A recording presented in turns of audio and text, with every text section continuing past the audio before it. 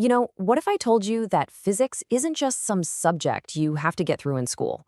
What if it's actually a secret superpower? A totally different way of looking at the world that can help you solve impossible problems and even redefine what's possible. Let's dive into how. We're going to look at how a single, powerful idea from physics can be an absolute game changer. I've got 3 incredible stories for you, and you'll see how just a small shift in how you think can lead to some massive breakthroughs. First up, we're going to meet a high jumper who, let's be honest, wasn't the strongest guy out there. But we'll see how he used a really clever physics concept to not only win Olympic gold, but to completely revolutionize his sport forever. Then, we're going to jump to a story about a kid who used a principle from his physics class to solve a puzzle and expose a lie. It's a great reminder that sometimes the answer is right there in front of you. You just have to know how to look for it. And finally, we'll explore this futuristic dream of a levitating car, and we're going to learn why the fundamental laws of the universe meant it was doomed to fail right from the very start. So our first story is all about Dick Fosbury. He's this really determined high jumper, dreaming of Olympic gold. But here's the thing. He just wasn't as strong or as powerful as his competitors. Using the standard techniques of the day, he just couldn't get high enough. He needed an edge, but not one that came from muscle. The problem he was facing was the technique itself. If you look at the old way of doing it, athletes had to lift their entire body, and importantly, their center of mass up and over the bar. It was all about raw, explosive power. Fosbury knew he couldn't win playing that game, so he had to change the game itself. And his big breakthrough? It came from the most unusual place, a type of balancing bird toy. You've probably seen them.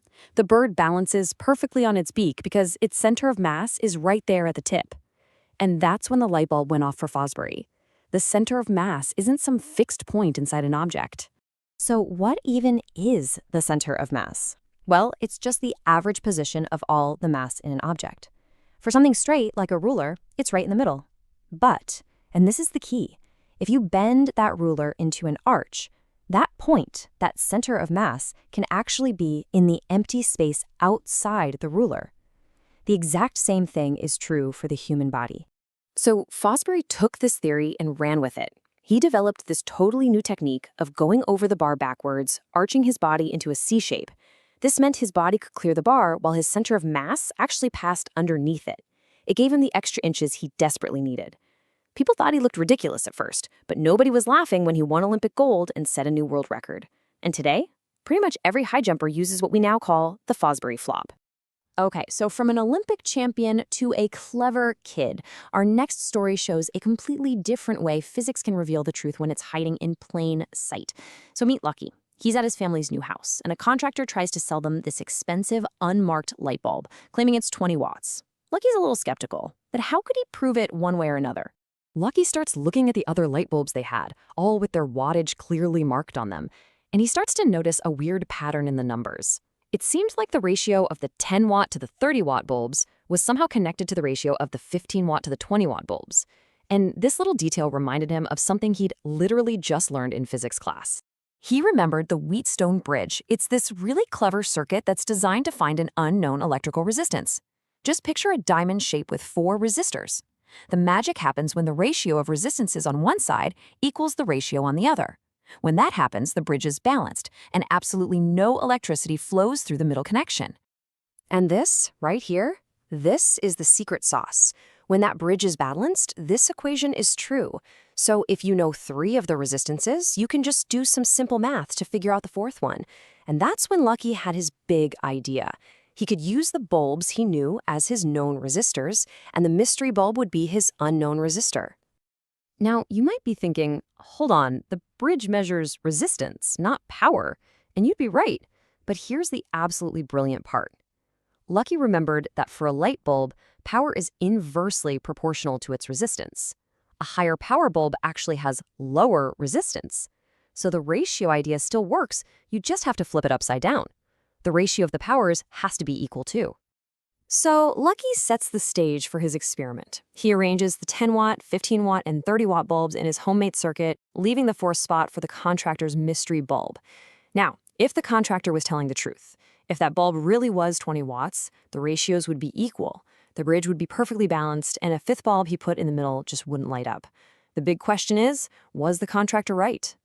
He flips the switch, and the middle bulb glows. The bridge was unbalanced. The ratios weren't equal, which meant that the mystery bulb was definitely not 20 watts. The contractor was lying. A simple circuit, all based on a physics principle, had just revealed the hidden truth. All right, for our final story, we're going from the possible to the utterly impossible. I want you to imagine a levitating car, just floating frictionlessly over a magnetic road. The plan to build it seems almost laughably simple, inspired by that first rule of magnets we all learn, like poles repel. The whole idea was this: get some super powerful magnets, somehow cut off all of the south poles, and then just line the road and the bottom of the car with nothing but north poles. The powerful repulsive force should make the car float like it's on a cushion of air. It sounds brilliant, simple, a total game changer, right? Well, they built the prototype, but the second they tested it, the car immediately flipped over and slammed itself onto the track. It was a complete and total failure. That simple, elegant plan had missed a fundamental, unchangeable law of physics. And this gets to the absolute heart of the problem. Think about it. You can easily have a single positive charge, like a proton, or a single negative charge, like an electron, all by themselves. So why on earth can't you have a lonely North Pole or a solitary South Pole? This table really shows the key difference. Electric field lines start on a positive charge, and they end on a negative one. They have a beginning and an end. But magnetic field lines, they are always continuous, unbroken loops. They flow out of the North Pole, loop around into the South Pole, and then continue right back through the magnet to the north again. So if you cut a magnet in half, you don't get a separate north and south piece. You just get two smaller magnets, each with its own north and south pole.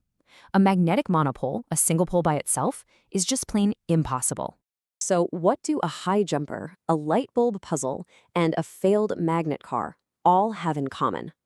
Well, each of them shows the incredible power of having a physics mindset. It's all about looking past the surface of a problem to understand the fundamental rules that are really running the show. Think about it. Dick Fosbury used the concept of center of mass to redefine the limits of human achievement. Lucky used the simple logic of ratios to uncover a hidden truth. And the magnet car failure? It taught us a crucial lesson about the unbreakable rules of magnetism.